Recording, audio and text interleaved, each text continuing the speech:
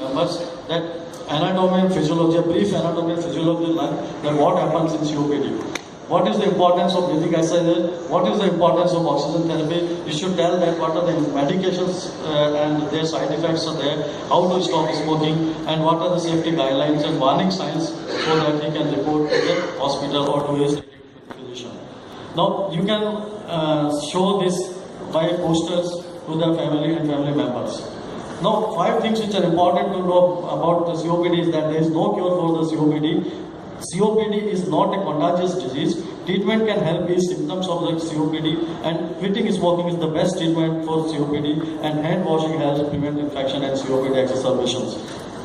Now, how to live and cope with the COPD patients? Now, patient of the COPD should have a safe environment surrounding him. He should place safety bars inside the bathroom, along the walkways, both inside and outside the home. He should raise the toilet seat, remove all obstacles from the pathways inside and outside home. Wherever the movements of the patient is there should not be obstacle in the way of the patients. He should have adequate lighting. He should use non-slip slippers or shoes when moving around the home. Discard any medication which is expired or not in use in a safe place, and do not allow yourself to be near any smoker or he himself is not smoking. And write down emergency numbers and place in a visual place so in case of emergency you can immediately contact the medical facilities.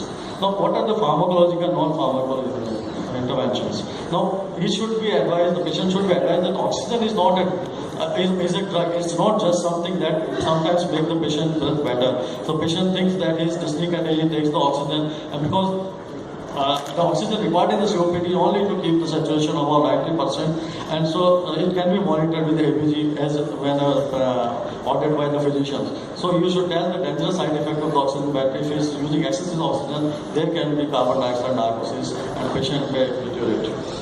Now, how to use oxygen? It should be given low flow at 1 to 2 liters per minute, wet oxygen continuously for 16 to 18 hours, preferably night time. Nasal cannula or gong should be used rather than the mask. Oxygen concentrator or cylinder, both can be taken depending on the availability of the electricity. Long tubing he can have so that he can move around the house. And the cylinder oxygen should be kept away from the kitchen and from the smokers. He should wash the tubes regularly, and he should keep the water in humidifier bottle warm in the winters. In the winter time, when the cold water is there, he can wrap woolen socks around the water bottle so that it will keep the temperature of the water and he will not develop a swallow. Now, types of medications. What medications is taking adverse reaction of the medication, and most important is the inhalation technique. Every time the patient is visiting to doctor, he should be checked with whether he is taking inhalation properly. Whatever inhalation devices you like, if the patient is not taking properly, that is useless. So check the technique of the patient. Also check the technique of nebulization. Safety of nebulization, how to wash the nebulization, and what are the harmful effects of the nebulization. Vaccination, he should advise influenza vaccination and pneumococcal vaccination once. And the influenza vaccination, the WHO is bringing out the latest strain in the month of the February, and most of the companies are producing this vaccine in August, and the October to December is the best time to give injection of influenza. Now, this is must. The smoking should be stopped, and it is must. And as you know, there are 4 stages: advise, assess, assist, arrange to stop smoking, and to advise this patient to stop smoking. Physical muscle training. These patients should not be bedridden. They should always be working, and they should be doing the physical muscle activities. Like 6 weeks to 3 months is sufficient to achieve significant improvement, and most of the exercise benefits will lost if the patient discontinue for 15 days or more. So it should be continuous. The very simple exercises will help, like walking or biking inside the house, or swimming, or water aerobic, or low impact aerobic, according to the person. If you ask the patient to do the exercise, because these COPD patients, they don't want to do the exercises, so you advise the exercise which is possible for him to do at home. So before doing the exercise, he can take fast inhaler like salbutamol or use salbutamol before the exercise. He can use oxygen during exercise, because oxygen will help muscles work more efficiently. Biking is a good exercise at home for these people. Now, simple stretching and breathing exercise or daily walk improves the quality of life, helps oxygen to use more efficiently, and also improves the mood and sleep of the patient. Then the respiratory muscle training is very important in COPD patient in the form of upper sleep breathing, where the patient breathes through closed mouth, and that shifts the breathing pattern and inhibits the dynamic airway collapse. Postural techniques, diaphragmatic breathing, postural drainage, and coughing technique are various chest physical therapies patient has to be taught before discharge. Now, what is the pursed lip breathing? Here, the COPD patients purse their lip to breath because pursive lip increases the resistance to the outflow of air. It helps to prevent airway collapse. The EPP, equal pressure point, is shifted beyond, and when the equal pressure point is shifted beyond that, the airways remains open for a longer time, so the patient is able to wash off the carbon dioxide more efficiently and is able to take next breath more efficiently. So how to perform pursed lip breathing is patient sitting in the comfortable position and is relaxed. Slowly take a deep breath in mouth, in through nose. Keep the lips together as if she is going to or he or she is going to whistle, and blow out through pursed lips slowly and evenly. Try to make the time blowing out longer than that. Initially he can keep a clock in front of him, and if he is inhaling in 2 seconds, then he should exhale at least in the 4 seconds. So at least the double time should be taken in exhaling, double of the depth of the inhalation. So how to perform diaphragmatic breathing? Here the diaphragmatic, because in the COPD the diaphragm is low and flat and the functioning is impaired. So when the patient is sitting comfortably, it takes only 5 to 10 minutes every day and can be done in 3 to 4 times daily. Patient should be lie down with his bent and or can also do the exercise while sitting or while standing. He places the one hand on the abdomen, and while the inhalation, when the inhalation diaphragm goes down, he should allow the abdominal wall to go out. So the hand on the abdomen gives, in the another hand he can put in the chest, that also gives feedback that chest is expanding and the abdomen is going out. On the exhalation, he should press the abdomen. As he presses the abdomen, the intra-abdominal pressure will increase and will shift the diaphragm up and will help in the exhalation. So that way it helps in the diaphragmatic breathing.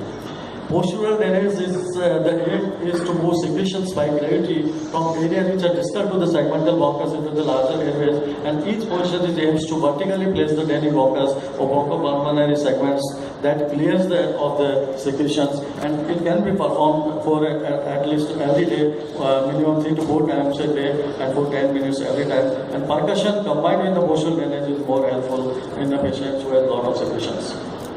Now, cough is a technique where the patient is exhaling against the open glottis.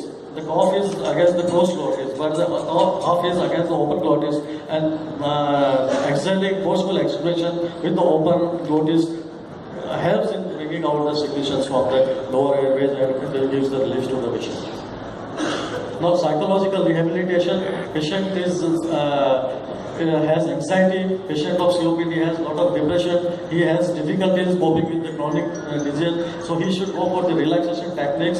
And these relaxation techniques, there are certain specified techniques like Jacobson's relaxation techniques, where the one part of the body is tightened and patient feels the tightness in the body, and then it is relaxed and the whole of the body is feels stretching as well as the relaxation, and that way the patient feels relaxation at total. How to deal with the incisive comments made about COPD patients? These patients, because they are chronically ill patients, they feel they are exposed to such comments day-to-day life. So what they should do, they should surround with a solid support. They should put the offender in their place. Make pampering yourself a priority. Maintain a sense of humor. Educate the ignorant, practice forgiveness, and relax the meditation. These are the techniques where the patient of the COPD can avoid various types of the comments in the society. Now, sleep is in the COPD patient is associated with oxygen desaturation and predominantly due to disease itself rather than to sleep apnea. So, sleep quality is markedly impaired, and minimizing sleep disturbance can be done by limiting the cough to the patient. The cough is maybe most disturbing and may cause the sleep disturbance in this patient. Hypnotic should be avoided as far as the possible in patients of the COPD. BiPAP is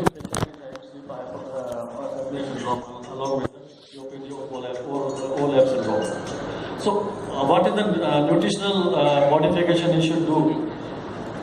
COPD patient if he malnourished has a poor prognosis. Malnutrition means BMI less than 20% is a problem in 20 to 30% of the COPD patients who have moderate to severe disease, And BMI in the less than 20% is associated with increase in mortality, and hypoxemia, hypercapnia further aggravate the mortality in the patient of the COPD. So COPD, the nutrition is very important in patient of COPD. But on the other hand, the patient of COPD is obese, then he can have obesity, hypoventilation syndrome, or he can also have overlap syndrome. In that case, he should go for weight reduction or exercise, and he can take the help of the dietitian to reduce the weight.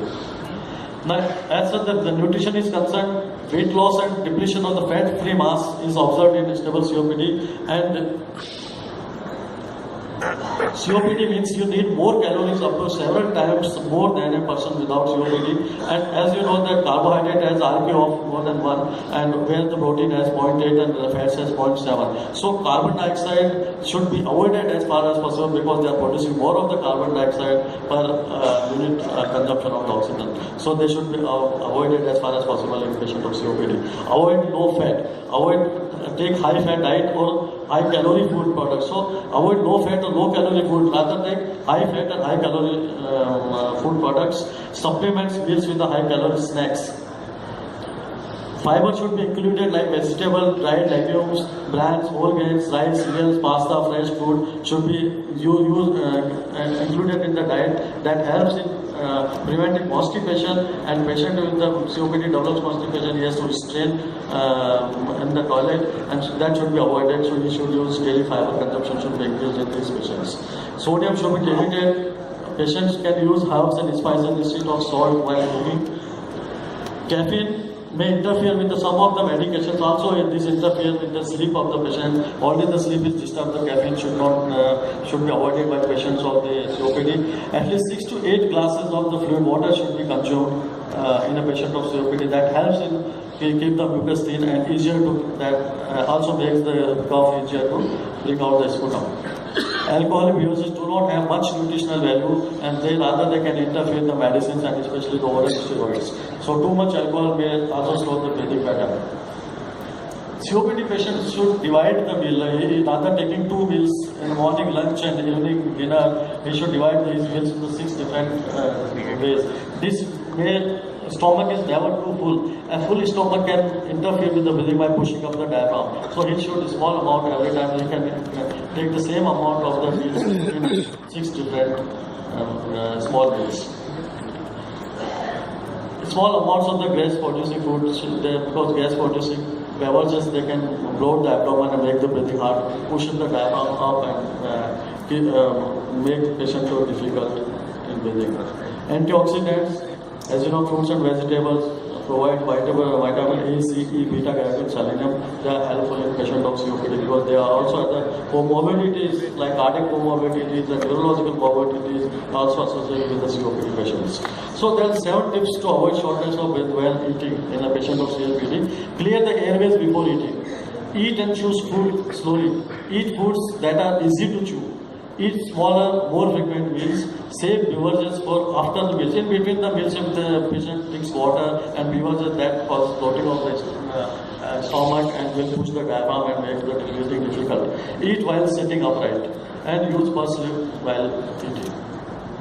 Those who are on domiciliary oxygen can wear oxygen cannula while eating also, and because the body requires extra energy, extra oxygen to eat and to digest the food. Now, vocational rehabilitation. If the person is working and he develops COPD, he has to do something for his earning. So he can do the job which is requiring less energy, like sitting job. He can work on the computer, he can work on the laptop, or he can on the mobile phone. Or he can work from the home itself, rather than going to the office. He can take the job to home. Avoid pollution. Can arrange oxygen if a patient is oxygen dependent. Sexual rehabilitation. This is most of the patients, they do not ask this question directly, but they want to know that whether they can perform sex, they are sexually active. So they should talk the partner honestly regarding the feeling about having sex.